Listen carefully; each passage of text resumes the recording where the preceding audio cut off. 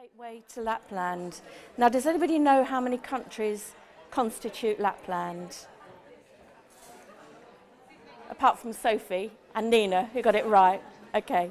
Lapland actually consists of 4 countries. It's where the Lap people, they don't like being called Laps anymore, the Sami people, where they live. And it's actually a free area at the top of Scandinavia, and the reindeer herders have free access through the 4 countries. They've even just opened up now that they can actually get into Russia, which is a place that a lot of people forget.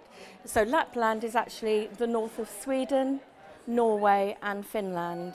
And the area we're going to is Swedish Lapland. Now, there are about 60,000 Sami people that live in Lapland, and the majority of their way of life is following the reindeer herds. And this was one of the major areas, this Laporten, the gateway to Lapland, that was their main area that they used to herd the reindeer through. And where you'll be staying is, backwards. There we go. This is the mountain station, and it's an absolute beautiful situation. The Lake Tornitrask is here, and you get a chance to look at the gateway to Lapland.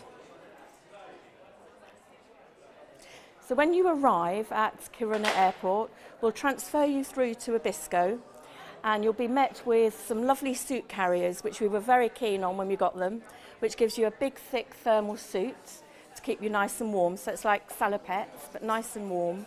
Some really wonderful boots with a very thick sole to keep your feet nice and warm and toasty, and some mittens so that you're really set for the weather.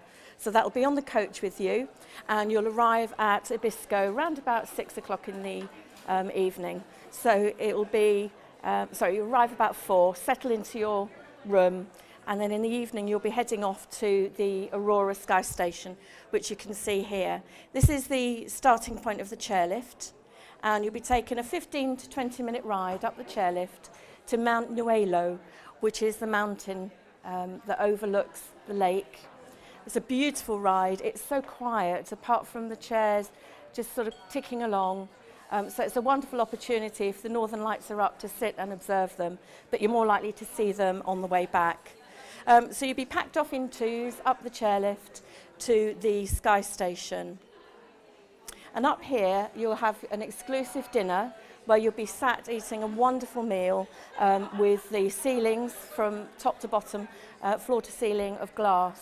So you can actually look out over the lake and look at the twinkling lights of the mountain station, and all the time being aware of you being on top of a mountain. So you have a lovely dinner, a nice relaxing start before your challenge, more about that later, but really nice relaxing start. And we'll be inside. You can just see the floor to ceiling lights there. The Northern Lights, even with a full moon, and it's got an outside terrace that you can go outside and observe, hopefully, the Northern Lights when you're there. And just poking up the top there is a tower, so you can climb up there and hopefully get a 360 view of the Northern Lights. And there's also a tour at the top there. Well, it's actually a tiny little room, if I'm absolutely honest, with a guide that will tell you more about the Northern Lights if you want to know more. What I should tell you is this 2013 is one of the best years for Northern Lights. How do the Northern Lights happen? The sun has to fire off its solar flares. That's first and foremost. So once the sun's fired off these solar flares, they take about 3 to 4 days to actually hit the Earth's atmosphere, although it's still really sort of hundreds of kilometres up. Once the solar flares hits the gases, what it does then is, depending on the gas, whether it's oxygen or hydrogen, that's when you get the different colours of the Northern Lights. But first and foremost, in order to see the Northern Lights, you need a clear sky. And as is everything in life, there are no guarantees of a clear sky in the world. However, Abisko has a neat trick up its sleeve. It's a lake. It's actually a 70-kilometre lake all the way round. And the Gulf Stream, as it comes up that coast of Norway, drops a lot of the moisture on the mountains. And as it comes to Abisko, obviously it drops some, because otherwise there wouldn't be any snow. But it hits the lake, the frozen lake, and it creates a microclimate because there's kind of like a bounce back. So the air goes up, and it creates this wonderful microclimate. Abisko is the driest place in Sweden, and it's one of the best places in the world. So being dry, it has the least cloud, and only 10 kilometres away, they've got Riksgränsen, which is a huge ski resort that is the wettest place in Sweden. So it really does have this wonderful microclimate. So you really are going somewhere that's going to give you the best chance of seeing the Northern Lights. And as you travel on your journey and your challenge, you will be so far away from light pollution. It will be amazing because you'll be out in the country. Because another thing, to not have light pollution is something really special. So from there, this is the sky station you can see at the top of the mountain and the beautiful snow-covered trees.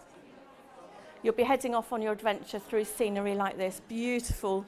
Looks like icing sugar on trees. It's absolutely stunning. You can tell I love the cold. As long as I'm wrapped up, I'm at home with the cold.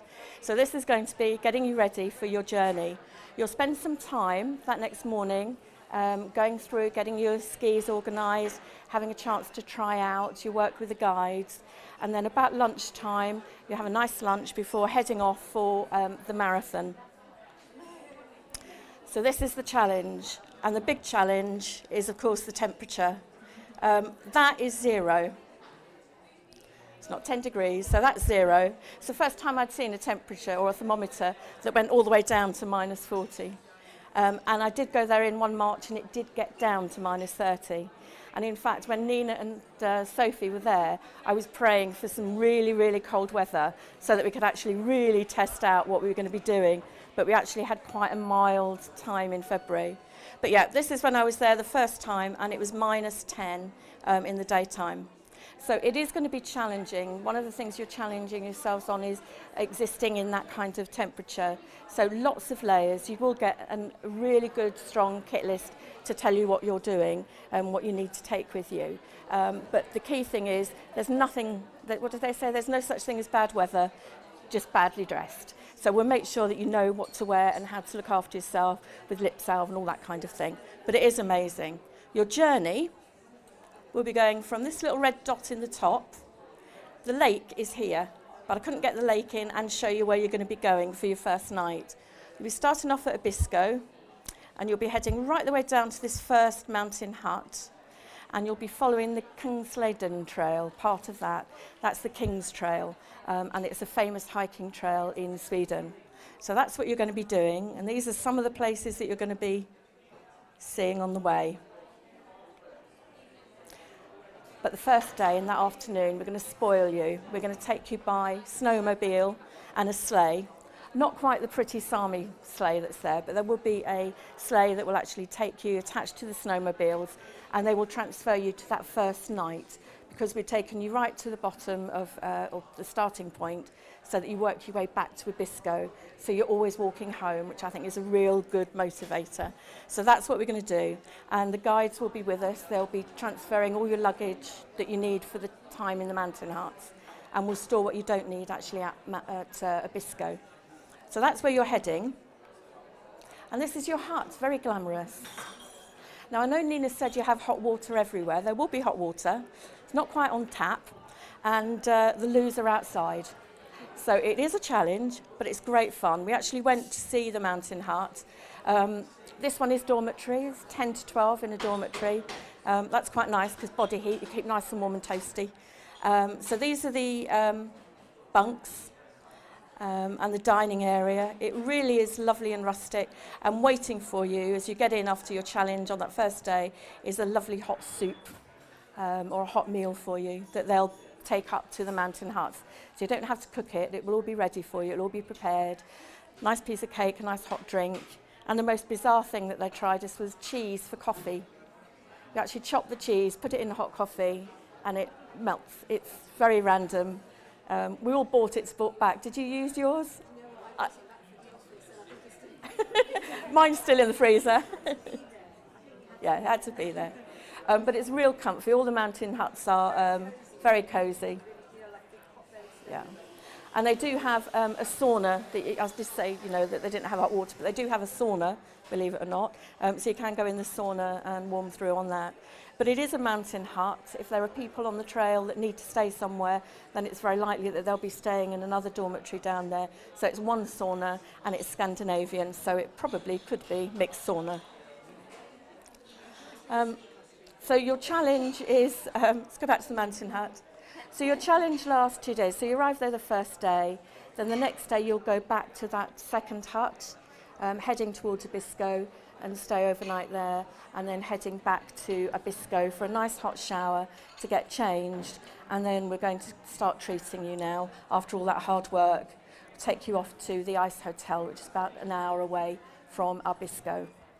Now the Ice Hotel is incredible. It's a real feat of design. They're going to start building it now in October, and each year it's redesigned. So they have artists that redesign the art suites every year to a completely different design to what it's been before. So the Ice Hotel that you go to in 2013 will be the only one for only the people that have been there in 2013. And it's now its 23rd year. And I was reading through my notes and I suddenly realised that they started the Ice Hotel in the year my son was born, so I can now remember very easily what year it is, because we always say now, what number is it? So it'll be the 23rd one, and in beautiful scenery. Do you like the reindeer? We like him. You'll get to the Ice Hotel, you'll have a really nice really nice accommodation, very Scandinavian, very warm. Some people say it's too warm.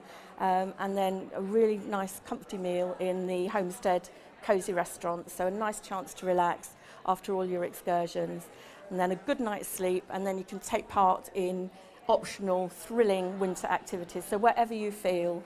So they've got snowmobiling, husky sledging, going out on Icelandic horses, driving a car on ice. The one thing I think you might not do though, but I couldn't resist putting it in, was cross-country skiing, but there is that option in snowshoeing, but you might have had enough by then, but I did think I would just put that in. And this is the Ice Hotel. As I say, each year it's different. This one is one of our favourites. It's mushrooms. I don't know if you can see the mushrooms there, but it's designed on mushrooms, and they carve it using chainsaws, which is random and very filigree. It's incredible, and there is a webcam. You can actually watch, for those of you that decide to go to Lapland, you can actually see the art suites being done. They have a webcam, so you can actually watch what's happening before you go there. So they're starting to build it now. And as I say, you've got, this is the entrance, the main entrance into the cold bit. But it's not all cold. You've spent a nice warm night in the lovely accommodation. You've had a thrilling day of adventures, and then your last night will be spent having a really nice meal at the Ice Hotel restaurant. Lovely, lovely food, and yes, they do have reindeer, and they do eat reindeer, and they do eat, it's a very meat-orientated country, although they have lovely fish, so we can cater for all diets. A really nice meal for your medal ceremony, because you will have achieved the challenge, the 42 kilometres, so you will really be there with your medal ceremony, and then the next morning, having had a nice drink in the ice bar, all the different vodkas, there will be a special walk the walk pink cocktail for you, all ready and waiting. Hopefully the Northern Lights will wave you off for the Ice Hotel. The next morning it'll be a husky transfer to the airport. We'll take all your luggage for you, and you'll leave about mid-afternoon to get back into Heathrow around about 5-6 o'clock. It is an amazing place. It is going to be a challenge, the cross-country skiing. There will be guides with you, there will be emergency people with you with an emergency snowmobile in the huts. There'll be someone everywhere along the way. There'll be the snowmobiles to support you. There'll be guides. We've got a guide per 8 walkers or cross-country skiers. So you'll be well looked after, and they're taking health and safety very seriously. But the key thing is to do what they tell you. Obviously, there are issues like frostbite, there are issues of keeping warm and hypothermia, but as long as you layer and adhere to the clothing list, it won't be a problem. As I say, the temperatures can get chilly. You might wonder about sleeping on the Ice Hotel. I forgot to mention that. Let me just go back to show you the room. Yes.